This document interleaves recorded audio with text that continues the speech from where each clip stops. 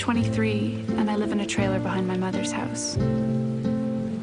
I have 2 kids with the first man I ever kissed at 17. And today I heard the news that nobody wants to hear. I guess it's time to start making some plans. Your character in the film faces her mortality, yet keeps it a secret from all the other characters in the movie. And I think what Anne does is completely the right thing to do in the context of her own life. I don't know if that's the right thing to keep it a secret in a lot of other lives, but in her life, it really is the most generous, noble thing she can do. How'd you put yourself in that mindset? For me, it was an amazing experience because my mom died of cancer when I was really young, and for me, it was a chance to inhabit her grief as opposed to my own. And I think it's a really healthy thing to step outside your own experience and your own sort of self-pity in a certain situation and realize, I realized for me how much worse it was for my mother than it was for me. And that was an amazing thing to discover. Mark, what about yourself? Yeah, I was actually coming off of an illness myself at the time. So certainly the themes in the film resonated with you personally. Yeah, when you get ill or something, you kind of face your mortality a little bit, possibility of it anyway. You just start looking at things very differently, you know, and you do ask yourself, like, is this my life? You know, have I lived my life? It's a story about a young mom with 2 kids living in a trailer, and she's dying from cancer. But it's not a movie about death. It's about life. Were you watching me while I was asleep? Yeah, for a little while. Sorry. Why? I was snoring, or? No, you were drooling. You drool in your sleep. She makes a list of all the things she wants to do before she dies and then goes about doing them. And one of the things is to make someone fall in love with her and to make love with someone other than her husband. And that person ends up being... Me. There you go. Me. I want to touch you all the time, and I want to take care of you and your girls. And even find your husband a decent job and get you a house that doesn't have wheels and... Careful. That sounds like a classic case of falling in love. I am in love.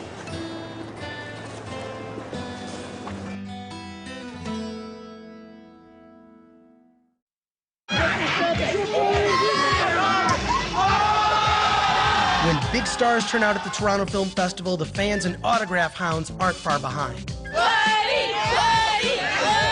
We saw Val Kilmer, and he just brushed by me, and so we went running after him down the street. These hardcore fans camp out for days in front of some of the swankier hotels just to get a glimpse of some of their favorite actors. Nicole Kidman, Nicolas Cage, Anthony Hopkins. The remarkable efforts of Mongolian herdsmen to save a newborn calf are chronicled in The Story of the Weeping Camel, a student documentary that became one of the sleeper hits of the festival. In terms of doing a documentary like this, how did you even know to pursue the subject? The second director, she is from Mongolia, and she knew the story from her childhood. Every Mongolian knows the story of the crying camel.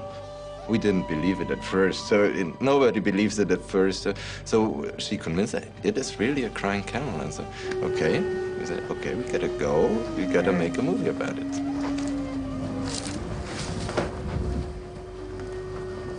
Why is it that this camel mother rejected its own child? Mostly at first, when a young camel mother has its first delivery, she looks at her child and doesn't know what to do with it. Oh.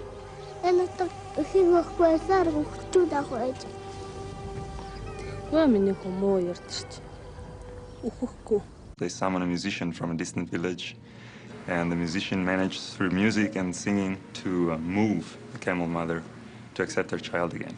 You actually witnessed this camel cry. Do you think that animals have real emotions? Of course. Of course. I'm not really sure.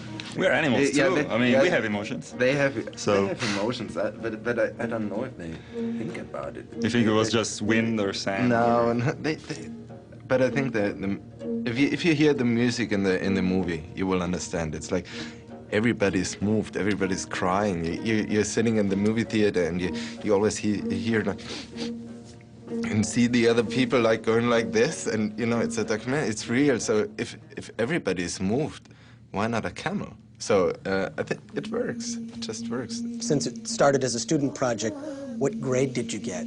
Well, it was an A. Good. In 2003, the Toronto International Film Festival featured countless films. Here's a few not to miss.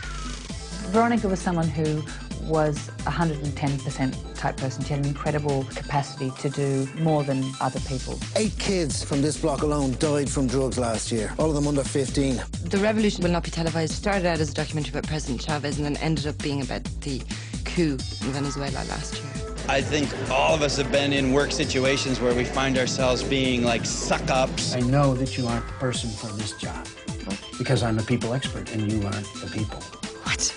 We're in a movie called The Yes Men, and it's about impersonating the World Trade Organization at business conferences and television all over the world. The film is about family life and people who love each other, but it all comes down to loving each other, and that's what I like so much about this movie. This building got to be 100-year-old.